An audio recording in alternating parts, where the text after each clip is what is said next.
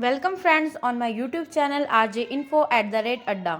तो दोस्तों, जैसे कि हम जानते हैं कि DU में एडमिशन पहले हमारा मेरिट बेस के अकॉर्डिंग होता था, पर इस साल से इस पैटर्न को बिल्कुल ही चेंज कर दिया गया है। अब सभी स्टूडेंट्स जो DU में एडमिशन लेना चाहते हैं उनको एक एंट्रेंस टेस्ट देना होगा।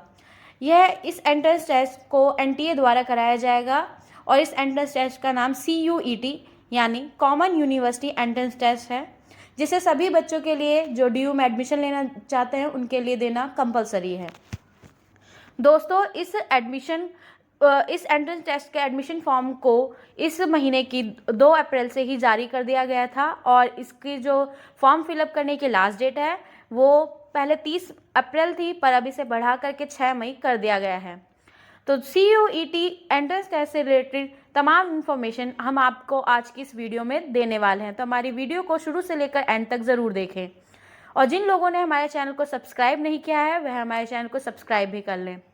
तो दोस्तों, जैसे कि मैंने बताया कि CUET एंट्रेंस टेस्ट को NTA यानी कि नेशनल टेस्टिंग एजेंसी द्वारा कराया जाएगा और इसका जो एंट्रेंस टेस्ट का जो एडमिशन फॉर्म है ये 2 अप्रैल से ही रिलीज़ कर दिया गया था और इसकी लास्ट डेट फॉर्म को फिलअप करने की 6 मई को 2022 को दोपहर 12 बजे से पहले की है।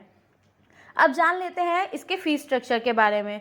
तो दोस्तों, इसकी फ़ीस की पेमेंट 2 स्लॉट में करनी होगी। जो जनरल कैटेगरी के हैं तो स्लॉट 1 के लिए उनकी फ़ीस 650 और स्लॉट 2 के लिए भी उनकी फ़ीस 650 है। और EWS या OBC कैटेगरी के लिए स्लॉट 1 की फ़ीस 600 रुपये और स्लॉट 2 के लिए भी फ़ीस 600 ही है। इसी तरह SC ST PWBD या थर्ड जेंडर के लिए ये फ़ीस 550 और 2nd स्लॉट के लिए भी 550 और जो आउटसाइड इंडिया से हैं उनके लिए यह फ़ीस 3-3 हज़ार होगी। दोस्तों, इस फॉर्म के जो एडमिट कार्ड होंगे वो NTA की वेबसाइट पर जल्द ही जारी कर दिए जाएंगे, तो आप इस NTA की वेबसाइट को रेगुलर चेक करते रहें। साथ ही साथ इसकी जो एग्जामिनेशन डेट होगी वो जुलाई के 1st या 2nd वीक में होगी और यह एग्ज़ाम 2 स्लॉट में होगा। पहला स्लॉट मॉर्निंग का है, दूसरा स्लॉट इवनिंग का है और यह 3 घंटे 15 मिनट और 3 घंटे 45 मिनट के आसपास का है। तो दोस्तों, अब इस बात करते हैं CUET के एंट्रेंस टेस्ट के बारे में। तो दोस्तों, जैसे कि मैंने आपको बताया कि यह जो फॉर्म था 2 अप्रैल को ही जारी कर दिया गया था, पर अब इसकी लास्ट डेट जो है 30 अप्रैल को से बढ़ा करके 6 मई कर दी गई है। और इस फॉर्म को दोस्तों सभी बच्चों द्वारा फिल करना बहुत ही ज़रूरी है। जो बच्चे इस फॉर्म को फिल नहीं करेंगे वह DU में एडमिशन नहीं ले पाएंगे। तो जो बच्चे 12th पास कर चुके हैं या 12th का एग्ज़ाम दे रहे हैं उनके द्वारा इस फॉर्म को फिल करना बहुत ही ज़रूरी है।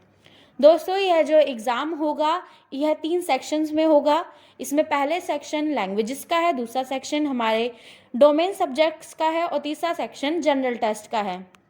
दोस्तों, जो पहला सेक्शन है ये 2 पार्ट में है। A पार्ट में 13 लैंग्वेजेस हैं और B पार्ट में 20 लैंग्वेजेस हैं। इसी तरह जो सेकंड सेक्शन है वह 27 सब्जेक्ट्स का है, जिसमें से आपको 6 सब्जेक्ट्स को चूज़ करना होगा और ये सब्जेक्ट्स आपके 12th के अकॉर्डिंग होंगे। इसी तरह जो थर्ड सेक्शन है वो जनरल टेस्ट, जिसमें GK, रीजनिंग, मैथ्स इन सबको इंक्लूड किया जाएगा। अब हम बात कर लेते हैं कि एग्ज़ाम का पैटर्न क्या होगा और यह ऑनलाइन होगा या ऑफलाइन होगा। तो दोस्तों, यह एग्ज़ाम कंप्यूटर बेस्ड होगा, यानी कि यह एग्ज़ाम ऑनलाइन कंडक्ट किया जाएगा। साथ ही साथ जो टेस्ट होगा वो ऑब्जेक्टिव टाइप है, यानी कि MCQ बेस्ड क्वेश्चंस होंगे और इसका जो मीडियम होगा जो आप 13 लैंग्वेजेस में से जो आपने सेलेक्ट किया होगा उसके अकॉर्डिंग इस एग्ज़ाम का मीडियम किया जाएगा।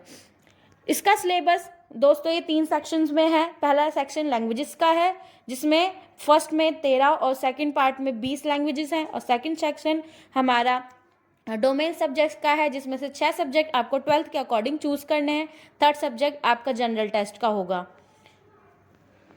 जो बच्चे इस फॉर्म को पहले ही फिल कर चुके थे, अगर वह कुछ करेक्शन करना चाहते हैं तो NTA द्वारा एक कॉरिजेंडम नोटिस आया है, तो आप जो बच्चे इस फॉर्म को पहले ही फिल कर चुके हैं अगर उनको कोई करेक्शन करनी है तो वह इस वेबसाइट पर जा करके करेक्शन कर सकते हैं।